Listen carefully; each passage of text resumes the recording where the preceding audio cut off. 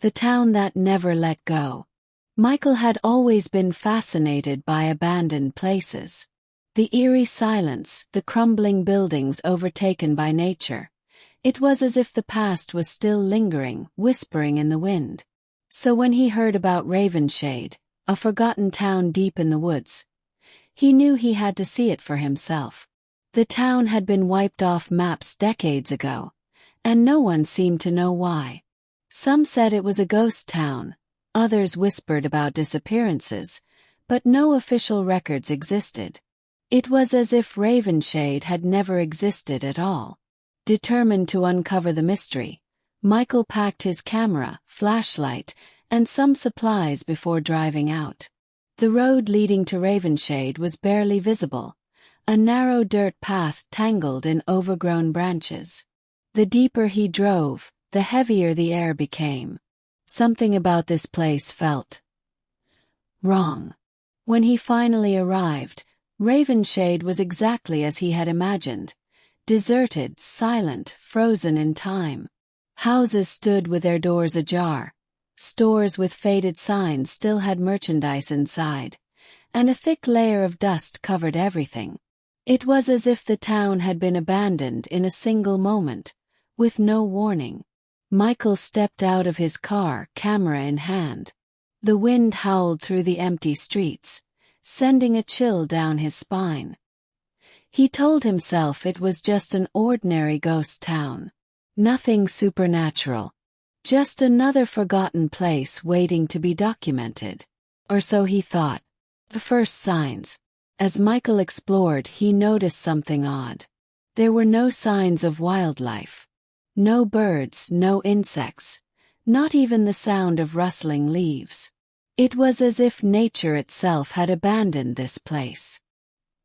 He walked past an old diner, its windows cracked and fogged with dust. Inside, the tables were still set, plates and utensils arranged as if waiting for customers that would never return. A half-drunk cup of coffee sat on the counter, long dried into a dark stain. Then a creak. Michael spun around.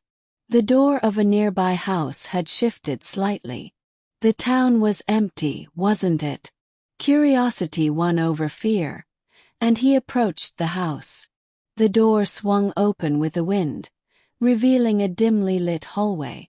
He hesitated before stepping inside. The air smelled stale, thick with age.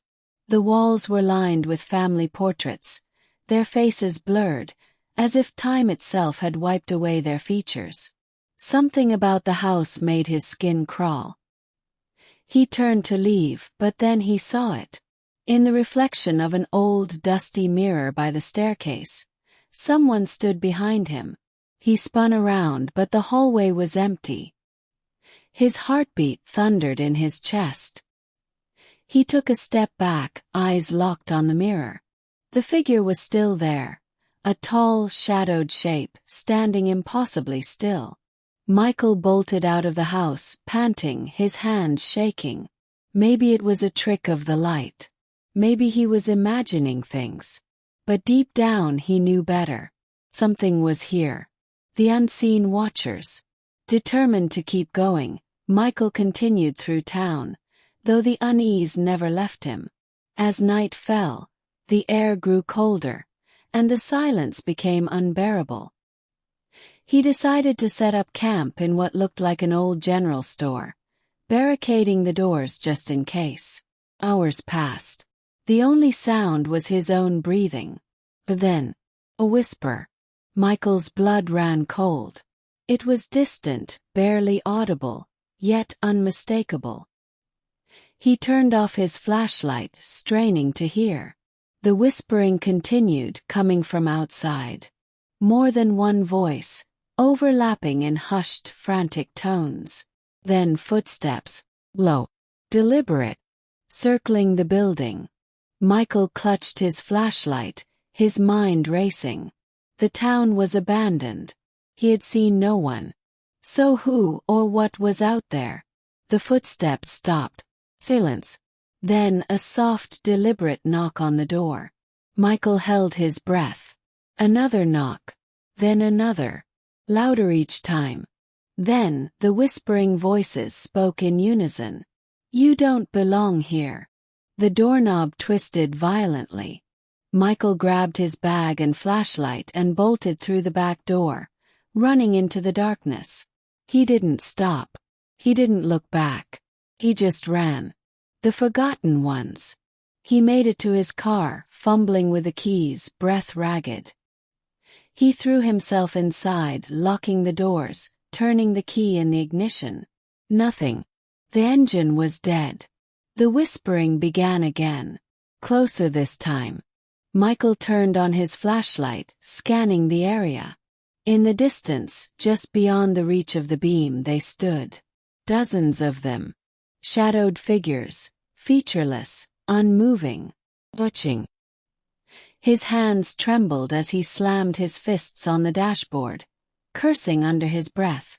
He tried the ignition again. This time the car roared to life. Relief flooded him as he hit the gas, speeding down the dirt road, desperate to escape. But as he drove, something felt off.